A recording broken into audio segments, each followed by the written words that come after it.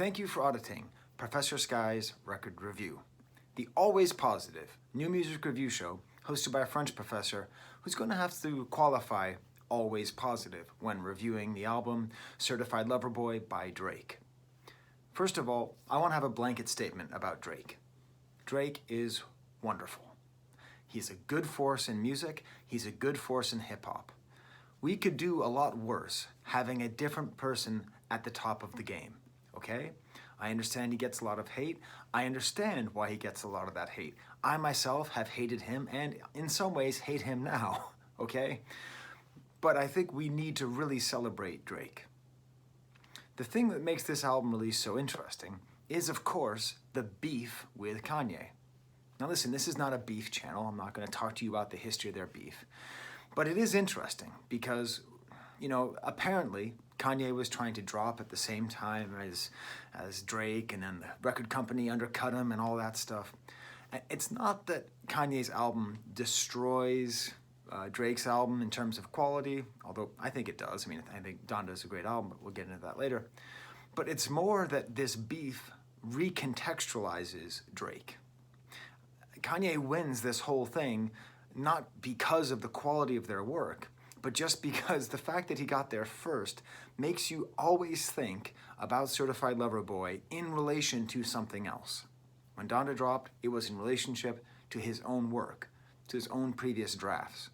Certified Lover Boy, it is virtually impossible, if you are paying attention to hip-hop right now, not to hear it in the context of Dante.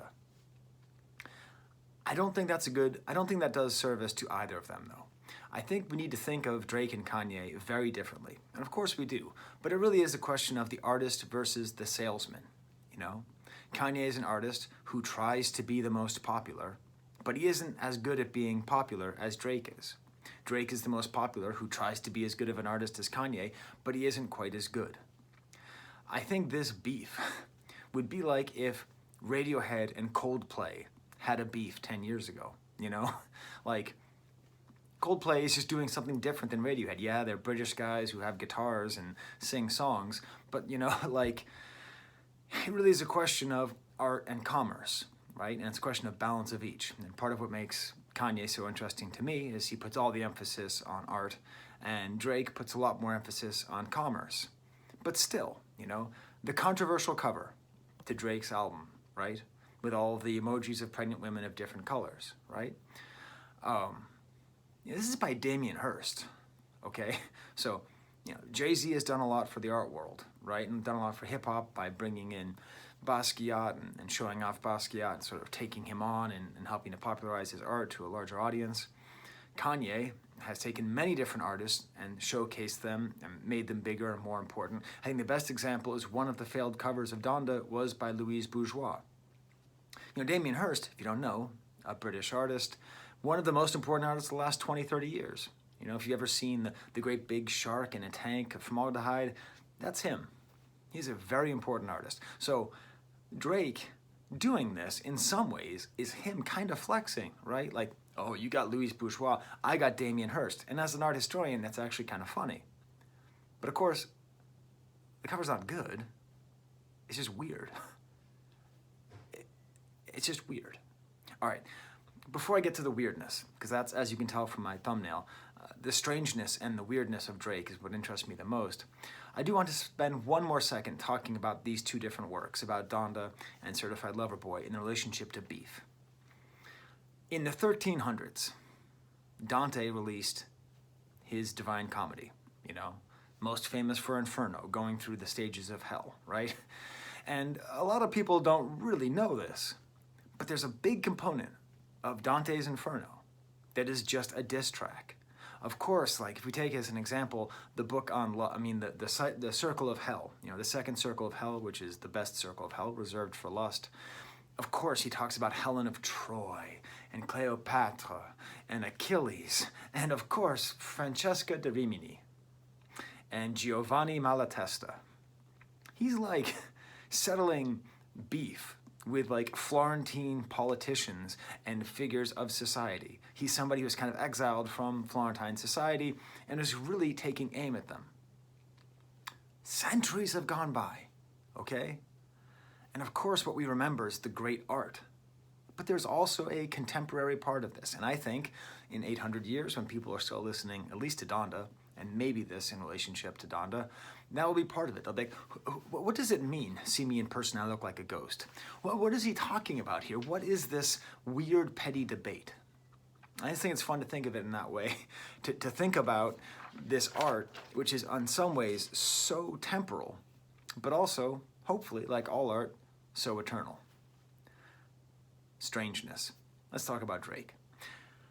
I like Drake because I just think he's the weirdest person in pop. I think he's just really bizarre. I don't know, maybe you don't get that same feeling I do, and I'm not trying to like shame people for being different. I'm a pretty weird guy myself. I mean, first of all, obviously he's so popular because nobody, and I mean nobody, has ever even come close to mixing R&B and hip-hop as well as he does, right? Just going between those two modes is just awesome. He's just really good at it. He knows how to be pop, he knows how to be R&B, he knows how to be hip-hop, he knows how to do all three of those things. And all three of those things are on this album, and I get it. A lot of people are disappointed in this album, fine. But he's still doing it, right? But what I mean by strange is like what are some of his most like famous lines, you know? All I care about is my mom in my bed. I'm sorry. Weird. His verse on Sicko Mode, all about sleeping, like taking a Xanny and out like a light. And the way he talks about women, this weird, predatory, transactional relationship. Rap artists are always weird when they talk about women, or almost always weird. But there's something about him, and even the title, and certified lover boy. And what does that mean? Is there an uncertified lover boy? What is the certification process for being a lover boy? Is there an organizing body? Is it like a national, North American, international organization of lover boy certification? The whole thing just comes across just like really weird to me. And we'll see that as we go through the album, just how strange it is. And I'd like to highlight that's important. That's interesting. Drake is not boring. I understand that his flow, part of what makes him so interesting is that so much of his flow is just sleepy and tired. But there's an interest in that strangeness. And I understand that Kanye has very, very serious mental health problems that he talks about. But I get the sense he has mental health issues, but I doubt he is as strange as Drake.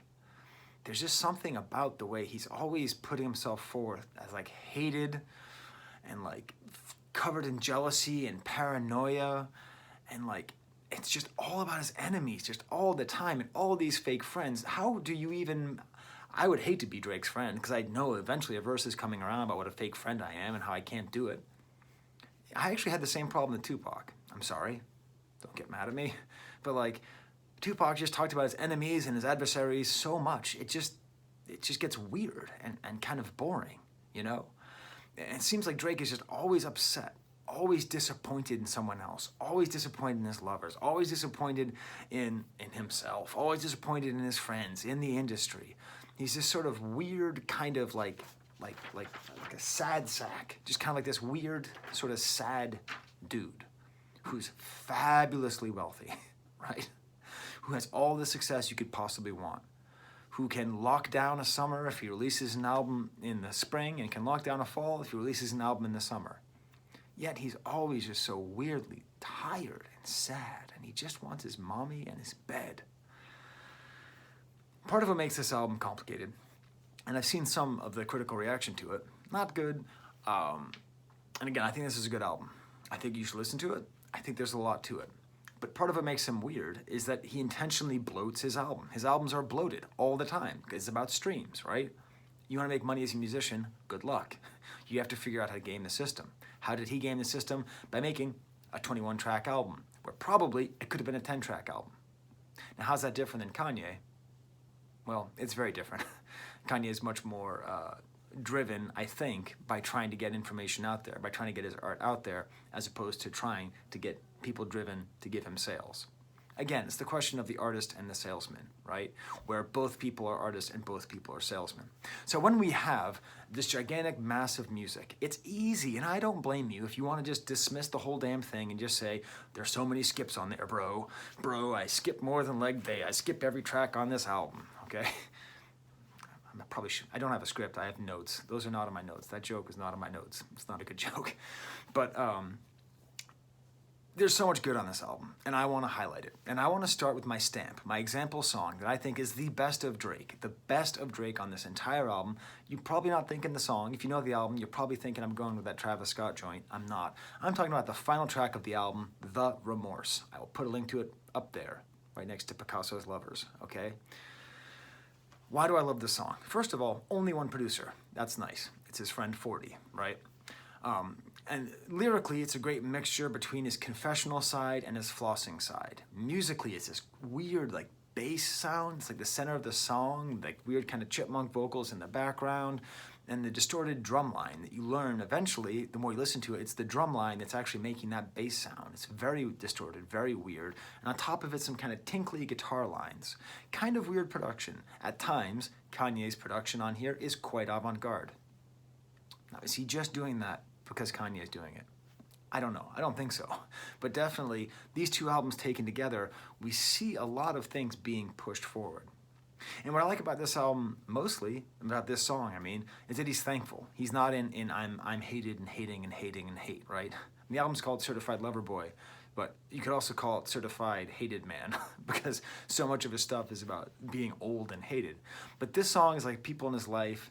You know, he thanks a person who helps him with his baggage, you know. There's no paying him back for real. He talks about the source of his music. Pain is just a place that I go to get the bars from. Anxiety is a drug that I use to get the job done. Amen to Drake. Anxiety is a drug I use to get the job done. I could say that about myself. That's how I ended up here in this great big office filled with books. It's the anxiety that pushes me to do these videos and to try and do them so well. So I really relate to that, you know? Like, I feel like he's being honest here. And maybe part of the problem with the album is it's so mixed between a sort of ironic register and a sincere register, you don't know what he's really saying. And then for somebody who is so much on to like hot choruses and catchy stuff, the chorus is just a bunch of yas and okays and some piano sounds. Then it gets really interesting with the second verse. Like how they try and tell me I'm done when I'm in my prime. They've been trying to push a narrative since '09, and they even had my ass convinced a couple times. So he actually admits that he has doubted himself. And I think there's a lot of power to that. And that's the weird thing, right? Because he also spends a fair amount of this track dissing Kanye and talking about the enemy and all that. Is there's a straight line from 808 and Heartbreak to Drake, right? I mean, Drake says it himself. The vulnerable, confessional hip-hop, I mean, Drake and Kanye are like the two fathers of the whole genre, and they do it so well. And they do it so well on both of these albums. It's my hope in 800 years when we're studying these albums together, you know, after we've forgotten Dante. You know, it's my hope that when we study those things together, we'll see it, and we'll see them as part of a continuum, and not really being against each other, but really concerned with the same issues, right? Of like trust and growth, right? It's interesting how he talks about my soul for the money wasn't the trade-off, and even talks more about contract negotiations. That's another big part of this album is contract negotiations and what is your worth, right? My favorite Drake song is 0 to 60. I believe he has a whole line in there about, like, know your worth. That's part of what he's trying to talk about, like, what is your worth? And this final song, he talks about no strings attached, certified lover boy, I'm not the one cuddling for none of that. So this weird theme that he always insists on, that he just does not want to have any close relationships with women. He just won't do it. Hey, you think you're gonna marry me? You think I'm gonna open up to you emotionally? I'm not gonna do it. Not only am I not gonna do it, I'm gonna make like 50 songs about it. And he briefly mentions his son. His son, and we need to talk about his son, because his son pops up on this album, and there is a very interesting parallel between how little his son is on this album and how little Donda is on Donda. There's sort of like a weird thing here, because in theory, the beef between Kanye and Drake, when Pusha T revealed that Drake had a secret son, that pushed the son into the light. And here Drake is like trying to reclaim it and act like he's a really good father. And he makes a couple references all the way throughout, but not really. And it's just kind of a weird, bizarre thing. It's just bizarre. Like, I'm telling you, he's a strange man. This album is further proof of what a strange man he is. And then he closes the album. Nobody praying for you when you're winning. Don't forget it.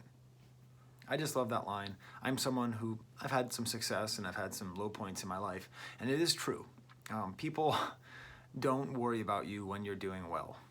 And if there's somebody in your life and they're doing well, check in with them, okay? It doesn't matter if they have an awesome wife and a great job and all that stuff. Maybe they need your help anyway, you know? Maybe something else is bothering them. Like, let's take sympathy on Drake. Maybe he really does have problems, and maybe he really does need help. So there's the final track of the album, one of the great songs, okay? If you're listening on Tidal or whatever and it starts to cycle over again, we'll start with the first track. I'm gonna go through the rest of the album a lot quicker. Champagne Poetry, I don't know. It feels to me like he told his producers, do something Kanye-like. There's no drums on this song, right? It feels very Kanye. It's taking a weird sample, a cover of the Beatles' Michelle, and pitching it up, and it's like super avant-garde. It's like modular, has two different parts, it's pitched. It seems like super avant-garde for no real reason. Now his verses on here are really strong. I really like his verses on here. I feel like in general, he's as good as he normally is. It's just he's never like that great. That sounds like a diss, but it's that he's so capable of doing all three things, pop, R&B, and rap, that it makes sense that he doesn't excel in any of them in particular. I suppose you could say the same about Kanye, where he excels in a lot of different areas, but it's not like rapping. His abilities as an MC is front and center. He does do a cool thing. Drake does a cool thing on this song where he doesn't finish a rhyme. He sets you up for a typical rhyme, you know? Like if I was, my name is Barney Rubble and I'm here to say I love Cocoa Pebbles in a, and then you fill out major way, right? You know, I don't like birds, I don't like bats, I don't like dogs, I don't like, and then you just don't say it, and then you fill in cats. So Drake does that a couple times on this album, and it's a neat trick. You're gassed, you couldn't pay the, and then cuts it off. Nice on here, like talking about the pressure of fame, feeling like he's responsible for his parents' divorce, the voice of his therapist, and then he leaves it off with, I'm gonna show you a different side of myself. And I'm telling you, when we look back at 2021, this weird week of hip-hop music, we're going to say that Drake and Kanye both presented at the same time that they're going to give a new version of themselves. And fundamentally, they didn't really. Kanye did more so than Drake. But both of them are talking about the new me, the different side of myself. But then both of them fundamentally haven't really budged from where they are. I'd say Kanye more than Drake, because on this album, it just sounds like Drake is always in the same place. Next song, Poppy's Home. Why couldn't he say Poppy's Home in the chorus instead of Daddy's Home? My kids sometimes call me Poppy, so like when I come home from work, I could have like a jam. Drake is a strange man. This song is a song by a strange man, okay? In theory, he's doing the Nicki Minaj thing of calling the people who follow him his sons, right? And Nicki Minaj makes a weird appearance on this album as well, talking about beating children. Awesome. But it's like, it's another chopped up sample in the back with some standard drums and some witty and good rhymes. But there's this whole thing about like, I'm sorry I wasn't there for you. I really should have been there for you. But he's not talking about his actual son that he actually abandoned. He's talking about these rappers and he's making it a diss track about other rappers. So Daddy's not home. He's not home. Drake's son is going to listen to this song in the future and be like, Daddy wasn't home. Daddy was too busy talking to Kanye about being his daddy. It's a very, very strange song. It's very unsettling. I feel like Drake reveals a lot more than he means to. And that's going to be a consistent theme throughout this album. That he's very confessional, but he also reveals a lot more than he means to. The next track, Girls Want Girls. Another strange song, okay? Famously, if you know anything about this album, you know that Drake calls himself a lesbian because he's attracted to women. I don't know if this is intentionally provocative, more homophobic or transphobic. It's a whole bunch of bad things. Whatever it is, it's a very bad thing. And it's hard to even describe how bad of a thing it is. So you can just simplify it and just say, only women can be lesbians. That's it. And it's very insulting and weird to imply that you are a lesbian because you like women. And then the whole idea of the song is that this is like where I come from, women like women. Like, what does that even mean? Like, it sounds like a weird coercive thing to say, you know? Now the problem with this song, listen, so I drive to New York a couple times a year, New York City, right? That was my stomach, I'm sorry, I'm hungry. And when I drive, I always put on Hot 97, my favorite radio station. And it used to be, a couple years ago, it would be Drake song, something, something, Drake song, something, Drake song, something, something, Drake song, Drake song, Drake song. Everywhere. Because he mastered today's hottest hip-hop and R&B, that was the format. I can already tell this song is the Hot 97 song. It's got that chorus, that sleepy, lazy, weird chorus, that ability that Drake has that very few other people have, and we need to celebrate this ability. To have a catchy chorus that shouldn't be catchy. Girls want girls where I'm from. Girls want girls where girls want girls want. I'm sorry. Was I writing a smash hit? That's weirdly homophobic. I'm up. All right. Who we get to feature on this? You know, like, I can already tell it's going to be a hit, and it feels that way. Lil Baby's on here. It's nice. Heard him on Donda. There's a lot of crossover between people on Donda and people on this. I don't know if that's on purpose. Again, I cannot wait in 800 years to read somebody's thesis about these two albums and what they meant for the 2020s. Next, and then also, I mean, nobody who's on this, and that's also on Donda, does a better job on this than they did on Donda. And that goes to show it's a question of an artist versus a salesman. People are on Drake because they know they'll get the money and they'll get the visibility. People are on with Ye because they know that they're going to do something great and important and special. And that comes through in the guest appearances. On the next song as well, in the Bible, with Giveon and Lil Durk. Lil Durk is also on Kanye. That super sleepy flow as well. And it's like in the guest appearance, Lil Durk actually talks about a TikTok dance. And then the producer cuts it so that it could actually be a little bit of an extension of a TikTok dance. And here, I'm going to give Drake some credit. Drake, here's some credit for you. Don't write a song about me. How I hate you and all that stuff. It seemed as though, with like the 2C slide and all that stuff, that you were really headed towards writing songs for TikTok. This album is not a TikTok album. It could have been. Drake knows how to write a TikTok song. He didn't write TikTok songs for this album. So let's give him credit as an artist for not selling out and doing the easiest thing. Remember how I said he's the salesman? This album isn't that commercial. There's not that many songs on here where you hear them and you go, that's the one, that's the top, that's the one on Hot 97. Next song is called Love All with Jay-Z, which is funny because it's a song about hate. Just more kind of boring, complaining about people. That Drake is very good at complaining about people. A direct quote from Ready to Die by Notorious B.I.G. Why, Drake, are you quoting Notorious B.I.G.? Like, what part of you thinks that you are a part of what he did? I don't know. It doesn't quite make sense to me, but... and then Jay-Z has his verse. And, you know, this is the same thing he did on Donda. He thinks about who he's rapping with, and then he writes these well-crafted verses. I think overly crafted verses. Like, this doesn't feel like the Jay-Z memorizing lines, you know, while he's on the block. This feels like Jay-Z sitting at a desk writing them down. I don't know if that's the case, but still, it's quite nice. Good kind of like back and forth. I really like how he talks. Yeah, he talks about back and forth. We don't tennis that. Then that's, you have to do something. And like it's deuce from tennis and like do something, that kind of like super clever wordplay that he's getting into his old age. And he quotes Oscar Wilde, a man who knows the price of everything and the value of nothing. It's nice to hear it. It's weird that Jay-Z is like digging deep for some beef that he has with someone else, because if you're going to be on a Drake song, you just have to air grievances, right? He is the grievance rapper. Fair Trade with Travis Scott is an amazing song. It is a super, stupid, awesome, great song. It's as good as anything that's come out this year.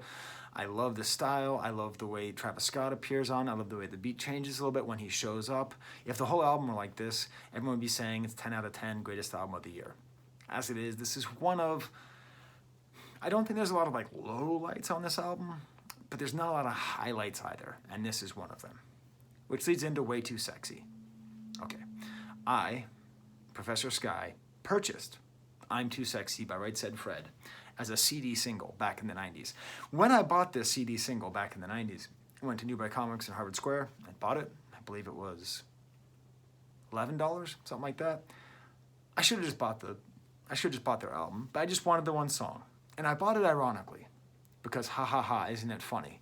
And my band back then was a punk band, and we did a version of I'm Too Sexy. Except our roadie would sing the song. He'd sing, I'm too sexy for your mom. And it was funny. It was funny. It was kind of funny. It was funny to a 14-year-old. But I am just going to go on record to say I like Way Too Sexy. I like the Drake song. I think it's cool that he's sampling Right Said Fred. I think he's doing it well. I like the way that the sample is changed. I like the way Future takes the sample and changes the lyrics and saying I'm too sexy for my syrup. It's an odd choice, but it's part of what makes this album kind of endearing and charming. It's these weird choices like Michelle covered and pitched up and I'm Too Sexy, you know? The way the keyboards are on this remind me a little bit of like Swizz Beatz style production, like kind of like a late 90s sort of thing. Okay, so Future's kind of boring. I think he's kind of boring. He always bores me, you know? Trapper to a rapper, whatever, okay? And Young Thug, again, you see what he can do with Kanye. You see what he does here as a step down. But still, I just enjoy the song. And when I drive to New York next time, I'm sure the song will be playing there along with Girls Want Girls, and I'll be happy to hear it. Again, the thing about Drake is we could do a lot worse, okay? We could do a lot worse to have someone at the top of the game for so long who is this good. Okay, now we get to TSU. Okay, TSU is not great. TSU, you want to talk about a weird song. This bland song is super duper weird. Now it starts off with one of the fathers of chopped music, you know, part of the whole twisted, slowed down style, popularized in Houston and the South and Memphis and all that. But the whole song is all this strangeness of Drake, where he's talking about this stripper that he helped financially after taking advantage of her sexually. It's basically how did he groom this runaway and exploit her sexually and give her money. It's like Charles Manson. Daddy was not around, mama was not around. Like he keeps saying that over and over again. But it's not like you have sympathy for her. It's like you want to tell her, hey, get away from Drake. He might say something like this. I give you this bread, you run me some head. Nope, not. The implied transactional relationship in most hip-hop thing, I get it, okay? It happens all the time, okay? Female artists will even talk about how you have to be rich in order to get this, all that stuff. I get it. But there's something about the way Drake does it. This lover boy seducing this woman and supporting her and talking about her abuse that just comes across as really strange and really uncomfortable. I think it's part of his success is his ability to attract female fans who I think relate to this, who are looking for somebody to exploit their abuse and compensate them financially and like give them that kind of like there's some kind of like there's some I'm out over my skis here, okay? If you know more what I'm talking about, please put it in the comments, okay? But there's something about his music and the way he talks about these relationships, these predatory, these transactional relationships, which I think is trying to engender this feeling in his female fans. And it was always sort of subtext before, but here it's just text. Like you go to college and I see you stripping, mind you, he's like 36, and so he's seeing like a 20-year-old woman who's stripping and not feeling good. And it's just not a good song. It's just not a good song. But it's very strange. Too Deep is the next song. I never heard One Deep, so I don't know if this is a sequel. This has got no drums again, but a cool kind of guitar with futuristic synthesizers. Some of the best production on the album, because then some snaps come in and drums come in later. He does that thing again where he leaves an obvious rhyme uncompleted, and Drake's got this great kind of like warbled song going on here. Apparently The Weeknd is on here. I don't know. I read that in Genius. And then the second part is weird because the rest of the song seems to be about like sort of like thinking, and this song's more about like acting and talking about that pee was worth it, that pee was worth it. And then Future comes on just straight, you know, and that kind of style. It's okay, but again, boring. I just find Future boring. I can't help it. I don't know why. I've just never found anything he's done to be interesting. Pipe Down. It's a very nicely textured song with very interesting vocals, like vocal samples behind. This guitar comes out before this drumless chorus. The production on this album, I think it'd be easy to sleep on because if you sort of listen to it once, you can sort of like just let it go, just kind of swing by you. But if you actually focus on it, there's a lot of interesting things happening here. Some really nice drum parts here as well. And then we get back to the lyrical content. You're never going to guess what I'm going to say about Drake right now, in this song. He's a strange guy. This is a strange song. How much do I got to spend for you to pipe down? The whole song is complaining about his girlfriend and asking him how much money does he have to give her for her to stop talking. Okay? That's money doesn't do what you think it does, Drake. It doesn't do that. You can't give somebody money to make them happy with you. Like, isn't most of your music about that? Like, how do you not know? How much do I gotta give you to pipe down? Is like one of the great misguided lines in the history of hip hop. There is nothing, if a person's unhappy with you and they're expressing their unhappiness with you, and based on stuff later in the album, they're right to be upset with you, you can't pay them off. You just gotta take it, Drake. That therapist you mentioned in the first song, bring it to them. Say, sometimes, Doc, I wish that I could just pay them to shut up. Very interesting, Aubrey. And what makes you want to avoid the kinds of relationships where that would not be possible or desired? A little bit of that action, Aubrey. A little bit of that action, Drake. Let's get there. Yebba's Heartbreak is just this nice interlude. I like it, I like that Drake has these interludes in his songs where he's not, in his albums where he's not there. It shows that ambitious side, because I'm calling Drake the salesman and not the artist, but he is an artist. He is pushing things forward. He is trying to do interesting things. He's just so strange as he does it. No Friends in the Industry starts right off with the chorus, super anti-Ye. He is so into Kanye. Like he is like totally obsessed with trying to take down Kanye, which is really bizarre because he really doesn't need to be. It's a nice kind of tough beat, sounds angry, sounds kind of badass. He changes his flow to this kind of like whispery and slightly weak flow, like his voice sounds weak. It's actually very cool. F debating who the GOAT, bet not make the S about numbers all I know. So his response is always going to be, it doesn't matter who's the greatest, it's who sells the most. And this is where we have two people who are not playing the same game. One of them is trying to be the best artist, the other is trying to be the most popular. Drake, you are the most popular. Congratulations. Kanye, you are the most successful artist. Congratulations. Now shut up and make a song together. Bring Taylor and Bon Iver in there. Oh my God, my album is filling out. Knife Talk is this weird sort of like new sound on the album. I think it's with 21 Savage and Project Pat, and it's produced by Metro Boomin, who trusts me, which is really good news. And it's funny because it's like, Drake is also capable of just kind of jumping around, taking different styles. This feels like a dark Memphis sound, and it's a dark Memphis rappers. And it starts off really strong with Project Pat and the way he's like over-pronouncing things. I love 21 Savages. 21 Savages. It's a funny word. Savages. I love the way 21 Savage's verse is traded in and out with Drake. Like Drake isn't just like going and then going. It's like actually a little bit of bobbing and weaving in between.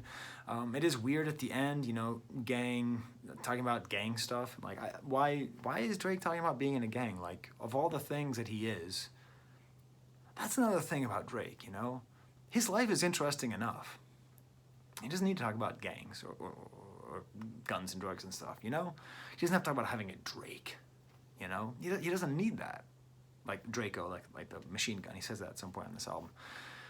The fact that he was an actor is actually pretty interesting. The fact he grew up in kind of a hard scrambled life, and the fact that he's the second most influential musician in his family, because his uncle invented slap bass. Look it up. It's true. Boom, boom, was invented by Drake's uncle, for Christ's sake. That's more interesting than the fact he was on that TV show. Doesn't matter. He has a pretty interesting life. So when you don't have much of a trace of that on the album, instead you get this gang-ish, that's all I'm on. Like, no, you're not. You're just a good celebrity. 7 a.m. on the Birdie Path. Is it Birdie? That's what I wrote down on my notes. That'd be funny if it was Birdie Path. I'm looking outside my window now in my office, and I see some birdies.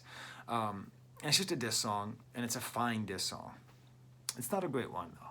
I'll tell you, you know, if you're gonna shoot for the king, you better not miss, you know, that whole line. Like when he went after Pusha, like those songs were really strong, but maybe don't, and this is just a suggestion, don't put beef tracks on an album. Like all the best beef tracks are not on the album, you know, like the Can I Bus and LL Cool J stuff, like all that stuff.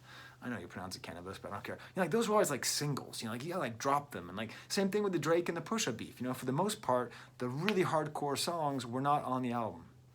Keep them out, you know, that way maybe your divine comedy will have more of a distance. Race My Mind has got this awesome drum beat to it. There's a part even where it drops out and it's just the drums, and that's a really cool part. It highlights the strength of this drum beat. And after listening to Dante all week and this album, I needed some drums. I needed some like good strong drums, and they're here. More sampling of Notorious B.I.G. I just don't get it, but that's fine. And I like it because it's more of just kind of an R&B song, and it's fascinating because he says the line, "I knew I needed love, but I think I value hate more." And Aubrey, what do you mean you value hate more? Well, Doc, that was my Drake impersonation. You know, he can do more with hate. He doesn't know what to do with love. I mean, that's the thing. Drake doesn't, he's not a certified lover boy. He is a certified hate man. Or at least not love man, right? Because he doesn't know love. And that's what his musical output is about. It's telling women, I don't know how to love you, and I'm not going to love you. I don't love life. I don't love myself. I don't love anything. I love hate. I love being hated. This whole identity around myself. And I don't know. I leave it up to you, future academic who's watching this channel in 2247. You tell me what we say about Drake in the end. Does he represent our time? Is he like the most proper person? Is his popularity partly because of this inability to love and his connection to sort of antagonism? I don't know. Fountains, next song with Thames. I kind of like this song. Kind of nice track. Interesting sound, kind of like a South American sort of African rhythm sounding beat. In some ways, the boringness of Drake accentuates how good Thames is, and you know the whole thing having this kind of this whole different sound is just sort of a reminder of the permanent question of whether or not Drake is a culture vulture. I think you could ask the same thing on that Memphis song, you know, Knife Talk. I think it's just, I'm not going to answer that question, but I think the fact that Drake grew up in multiple cultures, right? The fact that he's from a mixed race family, and the fact that he could exist in multiple cultures at once. I think people who exist in multiple cultures at once, just as they are born, especially cultures as different racially, where you can be in a different culture while still being in the same place, I think they get a full pass for anything that might be considered culture vulturing. Because their relationship to culture is so different, right? Because Drake existed in the white sphere and the black sphere at the same time. And very few of us can understand what that would be like. So I give him a full pass forever on all that. Bet you didn't expect that, huh? You probably expected me, Mr. Professor Man, to wag my finger. Not gonna do it. Get Along Better is with Ty Dolla $ign. As you know, I love Ty Dolla $ign. And this whole section of the album is a lot more like R&B based, and I was sort of hoping for more of that. You know, I prefer hip hop to R&B, but I like Drake with his R&B. I don't know why, I just like the way he does it. But it's a cool chorus and a fun idea about saying that he gets along better with a woman's friends than with her. It's a funny and interesting approach, and I think maybe this is what the album could have been if he didn't get sidetracked by like being obsessed with Kanye. You know, like if he actually loved love more than he loved hate. You Only Live Twice is the next song with Lil Wayne and Rick Ross, and the beat just sounds like a great Kanye beat for Jay-Z in the early 2000s. It's just these cymbal sounds and pitched up vocals in the back. This is one of the best Rick Ross verses I've heard. I really like it. Bullet wounds aren't covered by Obamacare. Plastic fork and fried rice. Just a lot of interesting details the way he's saying it. Did Drake just say... Okay. Drake's line from here is, I am actually Michael Jackson. Dude, I know. That's been the point of this whole video. You're a really weird guy. And I don't think that you're a weird guy in the way that you should probably go to jail for a while. You're a weird guy in the way that like you don't know how to relate to human beings, and there's some part of you that's like so distant from normal human experience as to make you like an alien living on Earth. In that way, you are Michael Jackson. Listen, I was ready. I heard the Rick Ross verse, and I had typed out in the notes ahead of time, Rick Ross so good he outshines Wayne. I hadn't even heard the Wayne verse, but I figured there's no way Wayne is going to nail it. I mean, how many times have I talked about a Wayne verse on this thing, and I keep saying, oh, well, he didn't phone this one in. Oh, he didn't phone this one in. I figured he'd phone this one in. Guess what he didn't do? He didn't phone this one in. Wayne absolutely kills this song. Absolutely kills it. Now listen, if you read the lyrics, they're not that impressive, okay? I don't chill, I react. On the scale, my pocket's fat. Add to this whale, you like an ant. I'm a dog. If you a dog, then put your tail up at your ass. Like, it doesn't sound that great when you read it. But his flow, the way he interacts with the drum line, the cadence of his voice, the cleverness, all of it together, it just reminds you that he just is just so capable of such blindingly good verses at the drop of a hat on any project anywhere. And I want to get to a point I heard. I heard some people complaining that Drake is outshone in every song where he has a guest rapper. It's totally true. Drake is someone's always doing a better verse than him. He's not that great of an MC. But the funny thing is, Kanye is always outshone by MCs, right? Like, with the exception of Off the Grid on Donda, I don't think there's a guest rapper who doesn't do better than Kanye whenever they're on a verse with Kanye, okay? On a song with Kanye. So, like, why is it a problem with Drake and not with him?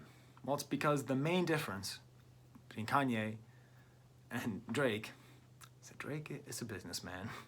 Kanye is an artist. Kanye produces, oversees the production, is responsible for the music part and the lyrics. So with Drake, he just doesn't get a pass. But I think he should get a pass. I think it should be okay. I think the fact that even though he doesn't produce his own music, in a way he does, because a Drake album feels like a Drake album, and the constellation and the interactions of the different genres all kind of come together to the point where only Drake can make a Drake album. And you don't listen to Drake albums because he's a killer MC. You sure as hell don't listen to Drake with Lil Wayne and think, oh, Drake's gonna hold his own. No, Drake is gonna get smoked because that's what Lil Wayne does. And that's what Drake does. And that's why, even though there's songs like TSU, this is a really good album. I'm saying it. I'm still saying that damn Chance the Rapper album is good too. So I'm just Mr. Brightside, okay? IMY2 with Kid Cudi. It's nice hearing Kid Cudi here, but he sounds a little uninspired. The track doesn't really ever start. Effing Fans is an interesting song. It's this other side of this album which pops up out of nowhere, which I think would have been fleshed out better, where he's showing remorse for his actions. He's talking about accountability. But accountability isn't really his brand. It sort of is and it sort of isn't, so it's hard to figure out here. It has this cool kind of like haunted beat behind, and there's like kind of a weird change to it. But like, I like this concept, that he's in trouble for sleeping with groupies, that makes him unhappy. He's actually addressing the question that the only person he will ever love is his mom in his bed. I'm sorry. It's the sorry, by the way, that makes that line so weird. The only people I love are my mom in my bed. I'm sorry. Like he's actually getting at the point of it, people getting rich, but the trust is going broke.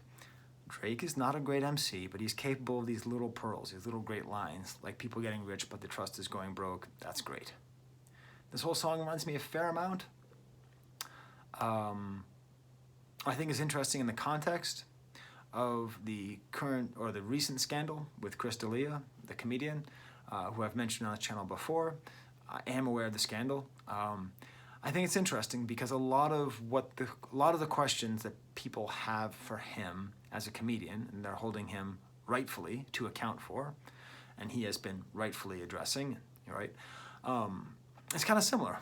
It's like Drake is sort of admitting to doing what Chris D'Elia did, and it's the same kind of question that like groupies are a way of avoiding intimacy and of trying to feed a never-ending ego.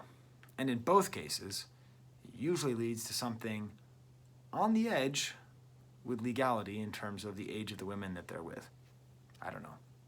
And then we get to the final song, the Remorse, which I've already discussed as my stamp. So there's my review. I know, I'm a Kanye fan, I'm a Kanye stan, all that stuff. So I'm supposed to hate Drake, and I'm supposed to just crap on this album because obviously it's not 1/10 as good as Donda. That's true. But you can be not 1/10 as good as Donda and still be a very good album. And this is the proof. So I did want to thank my Patreons here. I got a new Patreon at the LP level, so thank you so much there. If you give me money, I order albums with it. So all these people helped me to get Juan Wilder's album, and then I also ordered I ordered the album I'm going to be reviewing on Thursday by the Soons. So thank you to all these people so much for helping me and supporting the channel. And until next time, I better open up the door for my office hours. There's the camera.